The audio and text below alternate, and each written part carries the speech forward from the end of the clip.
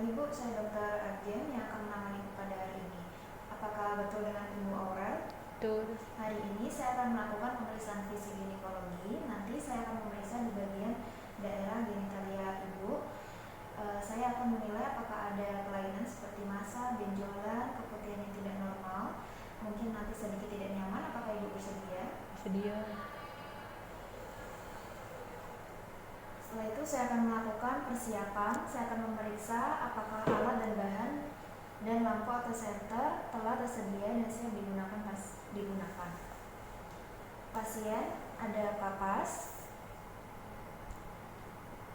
larutan antiseptik, kateter nelaton, spekulum cocor bebek, grafs, spekulum, meja instrumen, rancang ginekologi, dan penopang kaki, lampu sorot. Kemudian pemeriksa sarung tangan DTT, apron, dan baju pemeriksa, kemudian sabun dan air bersih, handuk bersih dan kering. Selanjutnya saya akan memeriksa apakah Ibu telah buang air kecil dan membersihkan daerah genitalianya bila perlu. Ibu, apakah sudah buang air kecil? Sudah. Setelah itu saya akan meminta Ibu untuk melepas pakaian bagian bawah dan celana dalam serta memakai sarung atau selimut yang tersedia. Membantu Ibu naik ke meja periksa. Silakan Ibu melepas pakaian bagian bawah dan celana dalam ya, serta memakai sarung atau selimut yang tersedia. Saya akan membantu Ibu naik ke meja periksa. Setelah itu saya akan mencuci kedua tangan sampai bersih lalu mengeringkannya.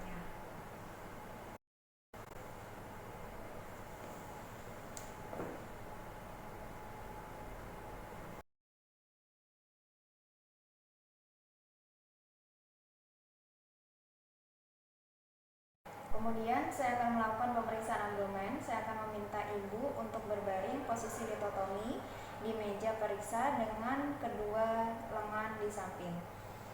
Silakan Ibu posisi berbaring ya Bu. Posisi litotomi di belakang ya Bu. Kemudian lututnya menekuk. Kemudian saya akan membuka seluruh bagian abdomen, mulai tulang iga sampai tulang kaki. Lipat paha atau borin dapat terlihat, tapi biarkan daerah luar genitalia tertutup. Setelah itu saya akan memeriksa seluruh abdomen dan lipat paha. Apakah abdomen rata, bundar, menggembung atau tenggelam. Lokasi dan kontur atau bentuk pusar atau umbilikus. Perhatikan adanya pembengkakan atau tonjolan yang menunjukkan kemungkinan adanya umbilical hernia. Untuk memastikan tonjolan tersebut, saya akan meminta Ibu untuk mengencangkan dinding abdomen atau batuk. Silakan batuk Bu.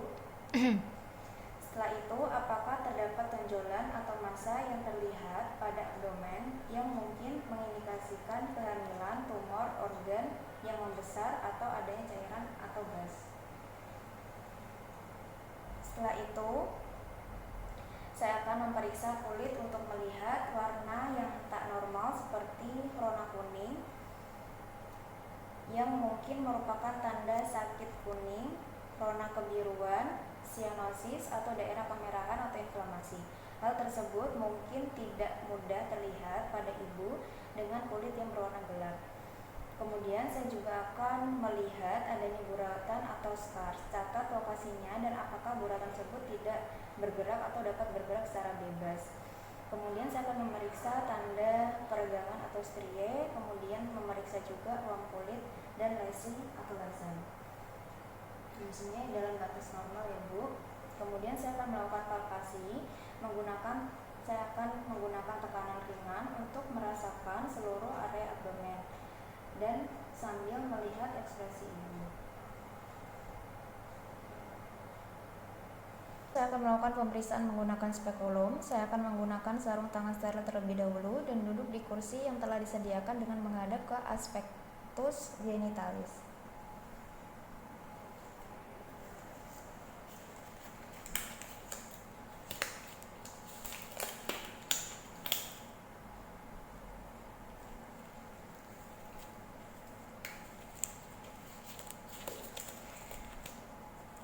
Kemudian saya menggunakan kapas sublimat, kemudian membersihkan daerah vulva dan perineum.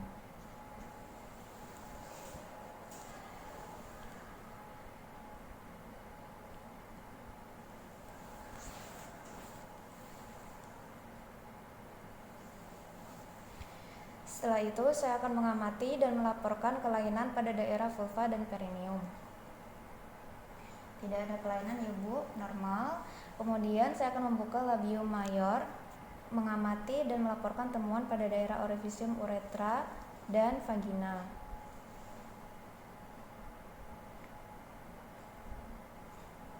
Tidak ada kelainan ya Bu, semuanya normal. Kemudian saya akan mengambil spekulum dengan tangan kanan, masukkan telunjuk tangan kiri ke dalam introitus vagina untuk menampakkan vagina. Setelah itu memilih spekulum bivale atau bivale terkecil yang memungkinkan saya dapat melihat vagina dan serviks secukupnya. Sebelum memasang spekulum, saya akan menunjukkan kepada ibu dan menjelaskan bahwa saya akan memasukkan bagian spekulum ke dalam vaginanya. Ibu, ini jenis spekulum yang akan saya gunakan ya Bu. Kemudian ketika memasang spekulum, saya akan meminta ibu menghirup nafas dalam-dalam, kemudian mengembuskan melalui mulut. Nanti ibu saya akan memasukkannya ya Bu secara perlahan. Silahkan tarik nafasnya Bu. Kemudian saya akan masukkan spekulum perlahan dengan posisi daun sejajar labia. Setelah masuk setengah, permisi ya Bu. Kemudian setelah masuk setengah panjang bilah, putar spekulum 90 derajat hingga tangkainya ke arah bawah. Atur bilah atas dari bawah dengan membuka kunci pengatur bilah hingga masing-masing bilah menyentuh dinding atas dan bawah vagina. Kemudian tekan pengungkit bilah sehingga lumen vagina dan serviks tampak jelas. Setelah itu, liang vagina dan porsio ditampakkan secara AVO. Amati dan laporkan warna porsio, dinding vagina, dan sekret vagina atau serviks. Semuanya dalam batas normal ya. Kemudian mengambil bahan ectocervix dengan sitobras, pengambilan dengan lidi kapas atau cotton bud. Permisi ya Bu.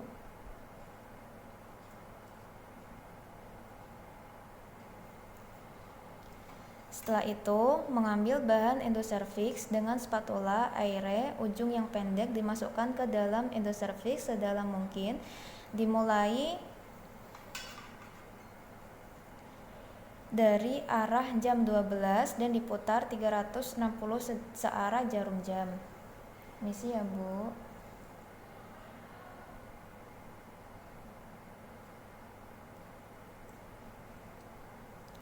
Setelah itu saya akan membuat apusan mengoleskan spatula pada kaca objek bersih dengan membentuk sudut 45 derajat. 1 kali usapan diberi label identitas pasien.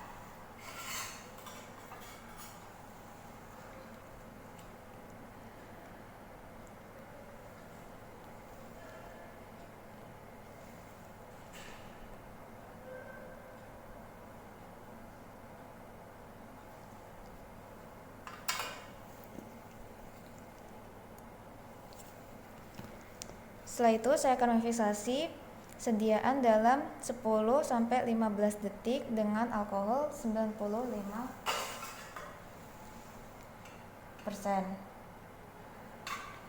Kemudian saya akan melepaskan spekulum dan meletakkan dalam wadah yang berisi cairan klorin 10%. Permisi ya Bu, saya akan mengeluarkan spekulum.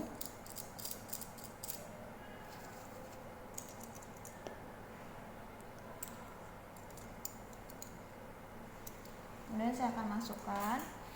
Kemudian saya akan melakukan pemeriksaan bimanual. Saya akan membasahi jari telunjuk dan jari tengah dengan air bersih. Kemudian pisahkan labia kedua jari dengan tangan lainnya dan dengan perlahan dan lembut masukkan ujung jari telunjuk dan jari tengah ke dalam vagina.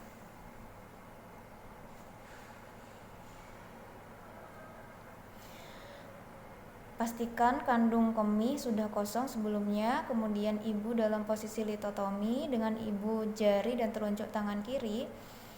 Dengan ibu jari dan telunjuk tangan kiri, sisihkan labien maius dan lateral untuk membuka vulva. Masukkan telunjuk dan jari tengah tangan kanan ke dalam lumen vagina melalui introitus yang terbuka. Permisi ya, Bu.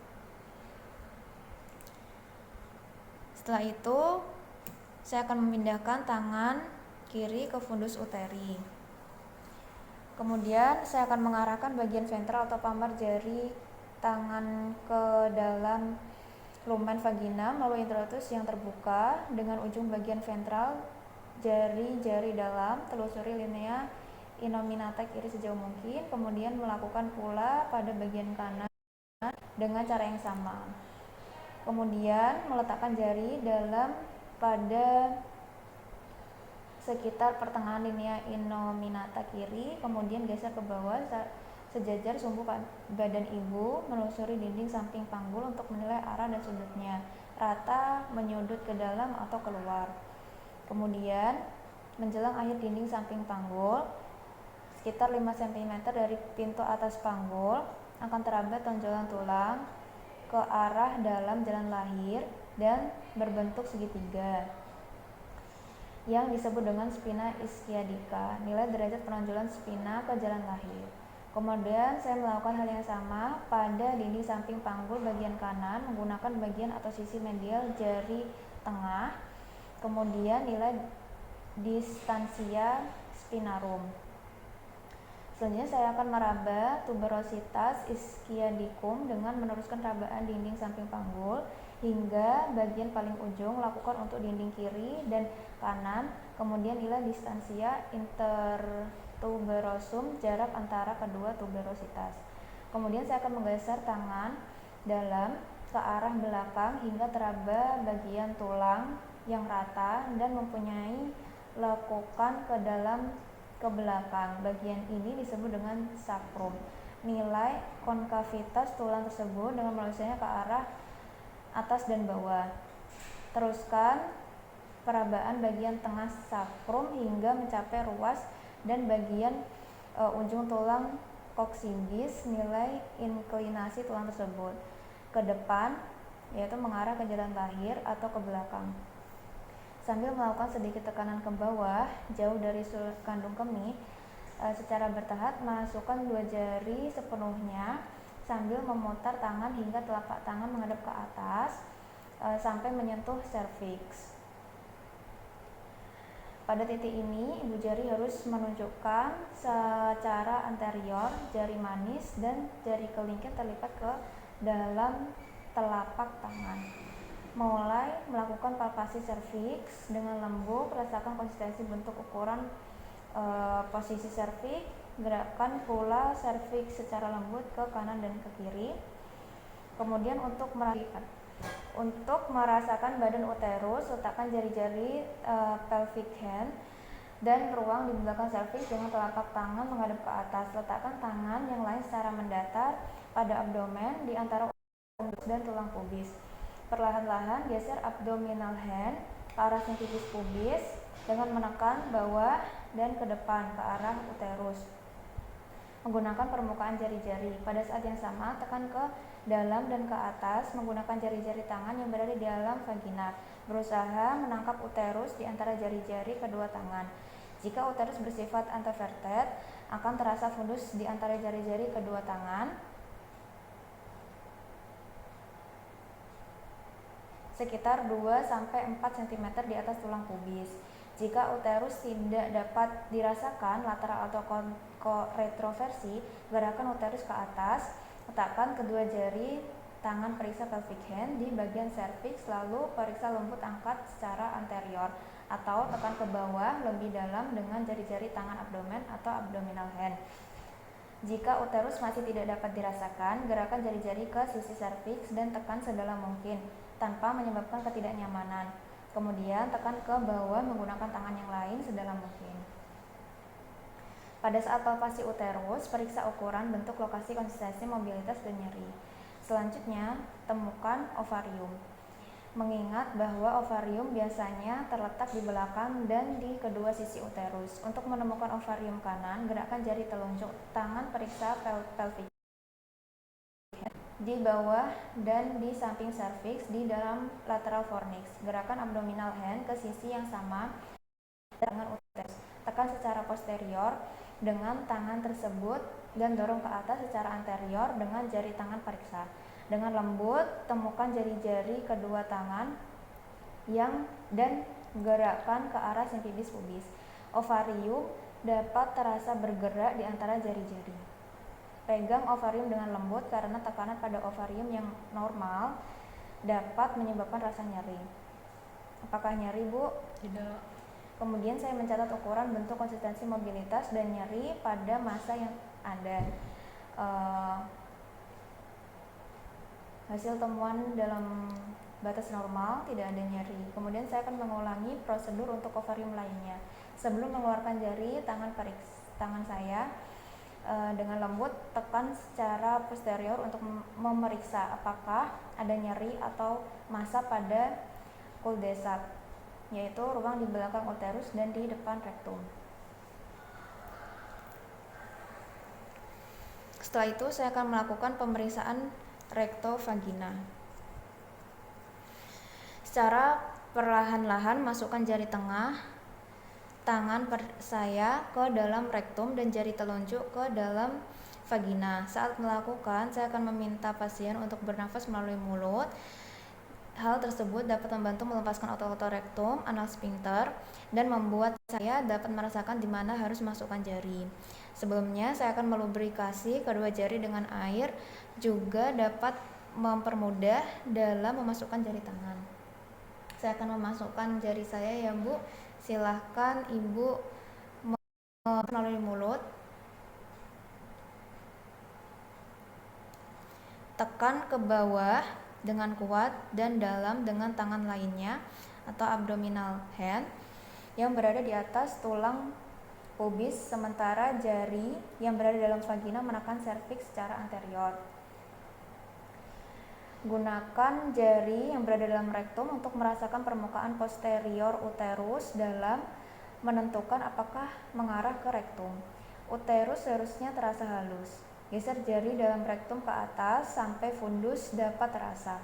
Periksa apakah ada nyeri atau massa di antara permukaan posterior dan uterus dan rektum. Dari uterus dan rektum. Hal ini menunjukkan adanya endometriosis. Apakah nyeri, Bu? Tidak. Setelah itu melakukan pemeriksaan rektovaginal. Saya akan mengeluarkan kedua jari secara perlahan.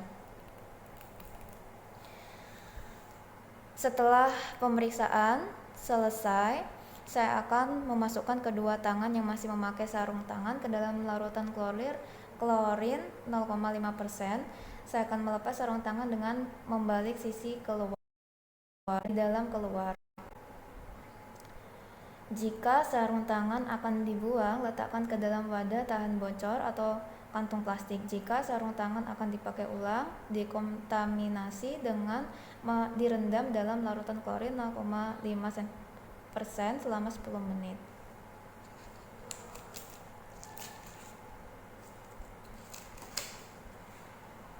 Setelah itu saya akan mencatat hasil temuan. Baik, Bu, hasil temuannya dalam batas normal, Ibu, tidak ada kondisi yang bisa menggawatkan Ibu. Apakah tidak ada kelainan? Apakah ada yang ingin ditanyakan? Tidak ada. Makasih, Bu.